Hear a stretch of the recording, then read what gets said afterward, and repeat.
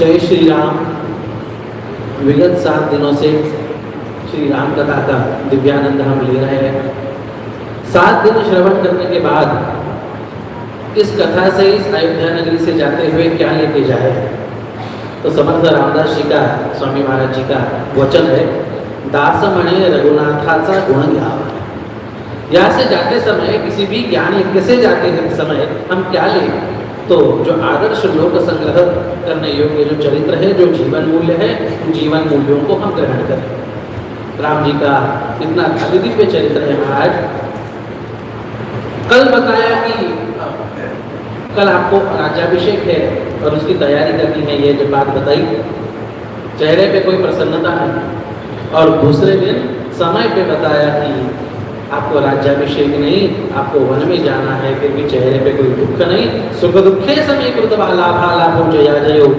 सुख की घड़ी हो चाहे दुख की घड़ी हो, कठिन प्रसंग हो चाहे हर्ष का समय हो, प्रसंग हो, हर इसमें समस्थिति, इसका उदाहरण, सर्वोच्च उदाहरण यदि कोई है तो वो भगवान श्री राम जी का चरित्र है। प्रभु रामचंद्र जी को कैकेयी माता जी ने कहा था सूर्यास्त से पहले अयोध्या छोड़ देंगे। सूर्यास्त से पहले अयोध्या छोड़ते हैं और जैसे ये एक जगह पे रुकते हैं, होता है ऐसे है कि लक्ष्मण जी कुछ तैयारी करने के लिए इधर उधर जाते हैं और राम जी भी कहीं जाते हैं, और लक्ष्मण जी जैसे ही वापस आते हैं देखते हैं कि वहां प्रभु रामचंद्र जी नहीं है। सीता माता जी बैठी है, आसपास देखा राम जी कहीं पर भी नहीं है, थोड़ा सा डर लगा और ऊंचे पहाड़ी पे जाके देखा कि प्रभु रामचंद्र जी कहाँ पे होंगे। ऊंचाई से दिखता है ना, तो जाके देखा कि प्रभु रामचंद्र जी कहाँ है। जल का प्रवाह बहुत तेजी से चल रहा था, उस जल के तीर पे प्रभु रामचंद्र जी बैठे हुए थे। लक्ष्मण जी को लगा इतना बड़ा आघात मन पे हुआ, शायद कहीं राम जी जल में कूद के अपना आत्मसमर्पण ना करें, क्योंकि इतना बड़ा आघात हुआ और न कुछ वो व्यक्त हुए, न अपना दुख व्यक्त किया, न अपना सुख व्यक्त किया। इसलिए कहते हैं ना, दुख हो जाए तो रो लेना चाहिए। कुछ यदि दुख लगता है तो किसी को बोल के दुख हल्का करना चाहिए, लेकिन ये ना किसी को बोले नहीं है, कुछ रोए और कहीं जल पे कूद न जाए। इसलिए इस डर से लक्ष्मण जी महाराज दौड़ते दौड़ते भैया भैया भैया भैया कहते हुए नीचे आए और देखा तो क्या, प्रभु रामचंद्र जी उस दिन की शाम की उनकी सायं संध्या कर रहे थे।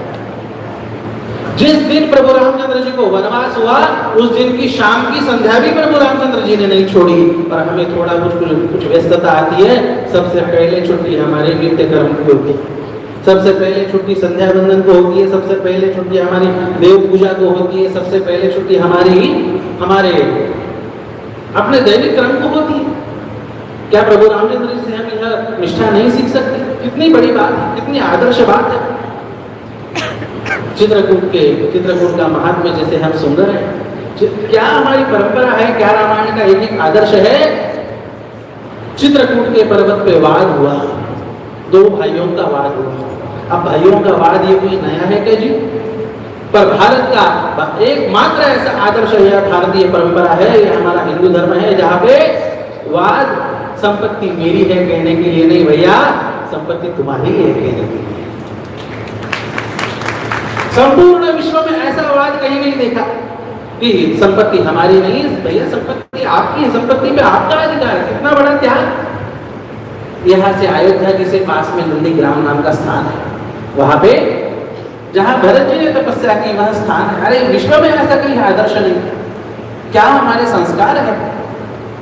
प्रभु रामचंद्र जी वन में अब गए, सीता माता जी का हरण हुआ। सोचिए पुरुषार्थ का कितना बड़ा आदर्श है। राम जी की जगह कोई दूसरा होता तो क्या करता?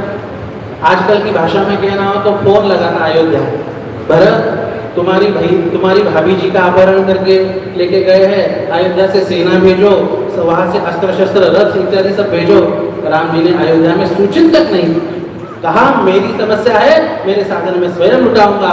वानर भालुओं की सेना इकट्ठी की और उनके साथ साथ लंका पे आक्रमण किया। सुग्रीव से मित्रता की, अग्नि के साक्षी से मित्रता की। सुग्रीव जब भूल गया अपना दिया हुआ वचन और लक्ष्मण जी तिलमिला जाते हैं, और लक्ष्मण जी जब क्रोध आवेश में आके जाकर कहते हैं कि सुग्रीव को दंड दूंगा, तब प्रभु रामचंद्र जी कहते हैं सुग्रीव उसे केवल डराना, उसे मारना नहीं, क्योंकि अग्नि के साक्षी से हमने मित्रता की है।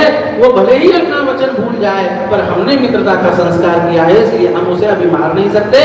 वो यदि भूल जाए तो कोई बात नहीं, हम दूसरा रास्ता ढूंढ लेंगे। अरे ये हमारी भारतीय परंपरा है कि जहां मित्रता भी करार नहीं, मित्रता भी संस्कार है। और दूसरी परंपराओं को देखो, वह विवाह भी संस्कार नहीं, विवाह करार है।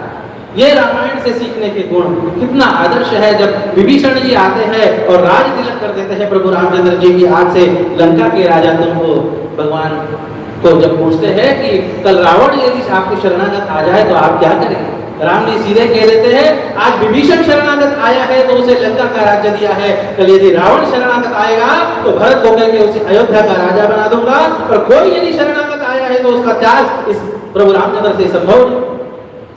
रावण का जब देह छूटने वाला होता है तो उससे शिक्षा लेने के लिए लक्ष्मण को भेजते कि उसके पास बहुत बड़ा ज्ञान था, भले ही वो गलत मार्ग पे उसने इस्तेमाल किया हो, पर ज्ञान उसके पास था, उसको उसके पास का ज्ञान लेना चाहिए।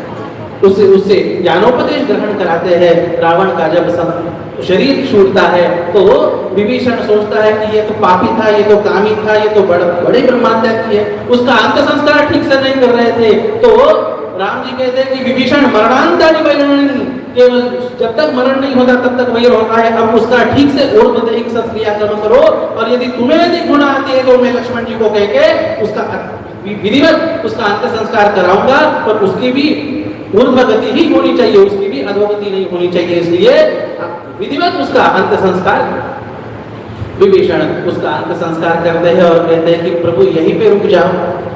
आजकल थोड़ा बहुत पढ़ के सीख के विदेश में जाके सेटल होने वाले हमारे नवयुवकों को ये बात समझ में आनी चाहिए।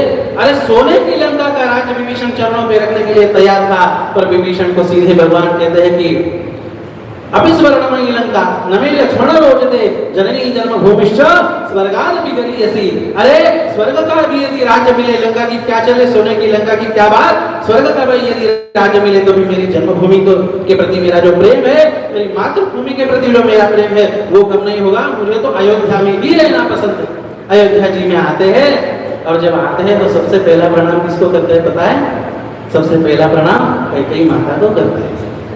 अरे आदर्श कितना जीवन मूल्य दिव्य आदर्श हो, राम जी का राज्याभिषेक होता है। और आज के वर्तमान समय में भी यदि कहना हो तो 500 साल बाद प्रभु रामचंद्र जी फिर से इस अयोध्या में प्रतिष्ठित हुए हैं। और उसी वर्ष में राम कथा का यहाँ पे निवास का, सप्ताहभर निवास का यहाँ हमें दिव्यावसर मिला। यह हमारा बहुत बड़ा भाग्य है।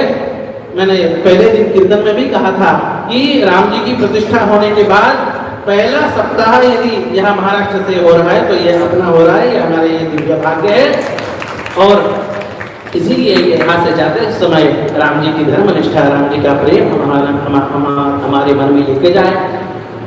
सगळ्यांना वाटत असेल काय हिंदीतून बोलतायत आपले सगळे लोक, महाराजांची कशी आज्ञा होती बरं, आणि खांदी भार पोटी भूक काय खेळावयाचे सुख, त्याच्यामुळे सगळ्यांना आता जेवायची घाई झालेली असेल। सर्वांना इथंच प्रणाम करतो आणि 7 दिवस झालेला हा आपला सत्संग हा असाच आपलं प्रेम असंच राहो एवढीच विनंती करतो आणि प्रभू इथंच विरमतो। जय श्रीराम, जय श्रीराम, जय श्रीराम, जय श्रीराम, जय जय श्रीराम, जय जय श्रीराम। धन्यवाद शास्त्रीजी, आपण वेळात वेळ काढून दिला आणि उपदेश केला।